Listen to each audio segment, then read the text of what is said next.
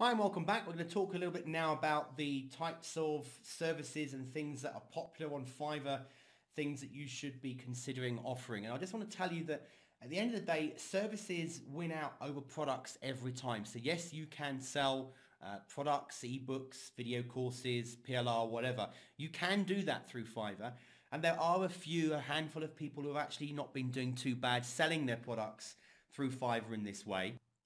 I just want to show you here, there's a person here called Coach Sue, joined Fiverr over 2 years ago, rated 98%, it's a level 2.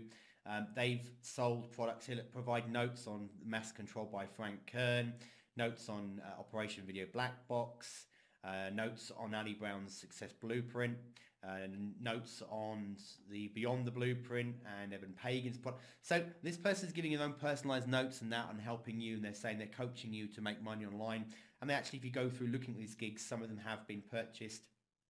If I click on this one's, I think it's 12 people collected the gig with no negative reviews. So this person is actually selling notes on different courses and products on the market and making money from doing so.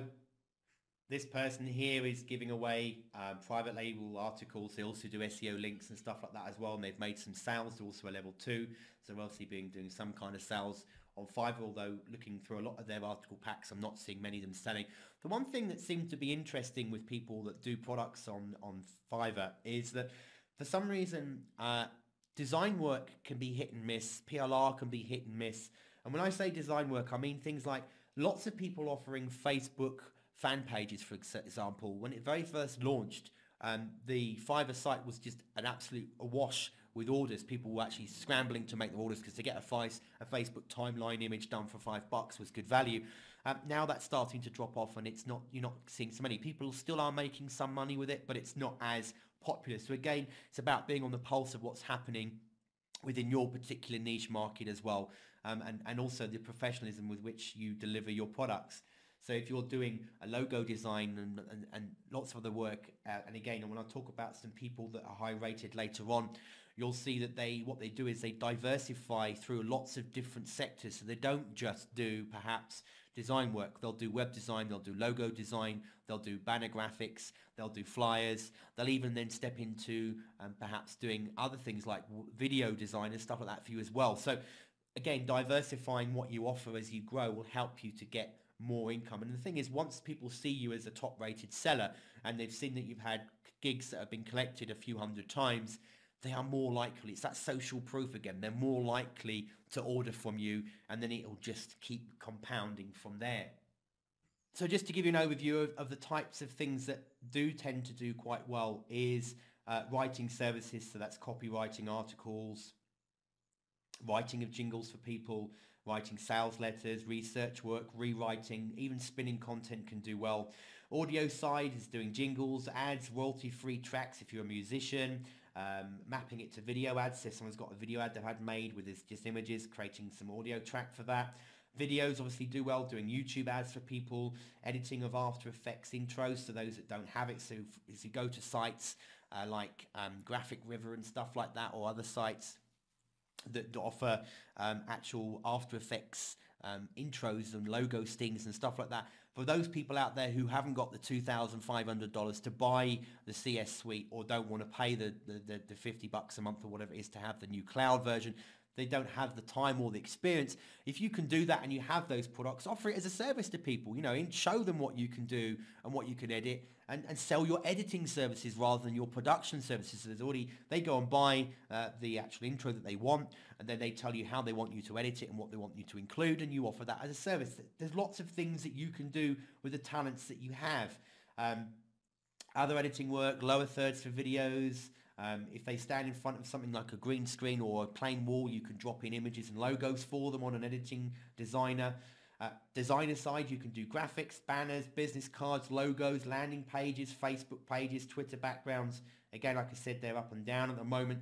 If you're good at other types of art, perhaps stop motion, where you see people like using a Scrabble board or a piece of paper that crumples up and then uncrumples to reveal a logo. If you can do sort of stop motion type things, or cartoon caricatures are popular as well.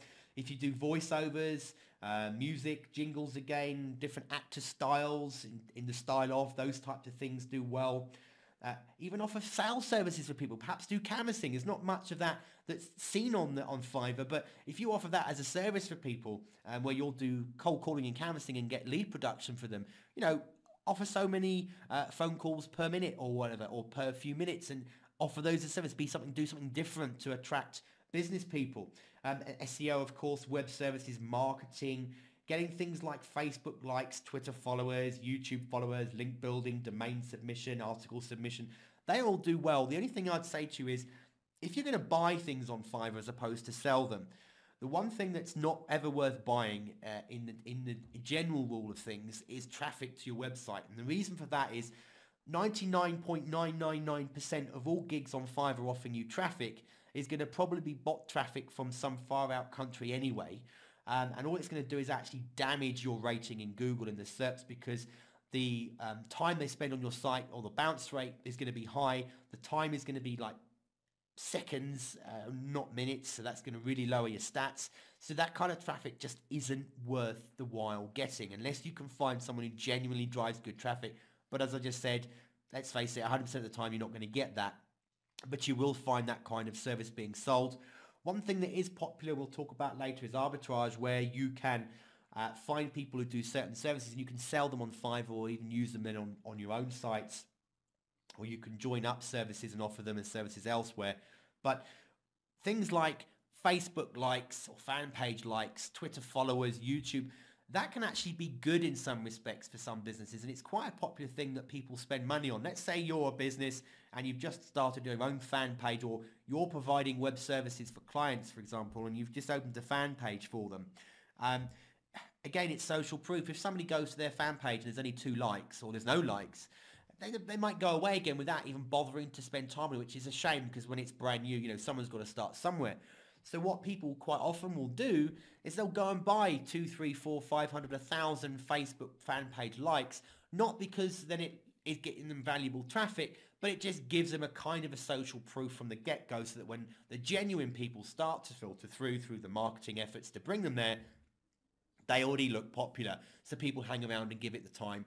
And then just because they saw there's 892 likes already, they give it a bit more of their time, look at the fan page, and then they actually end up liking it themselves. And then the business can grow from there. You can make money from offering those kind of services. It's potentially there for you to do. So ultimately, providing services or just being very wacky. Yes, there is craft stuff. You saw that girl earlier on with the fluffy things that she's giving away, she's making, and the little Lion King pendants or whatever. People do make products and give them away.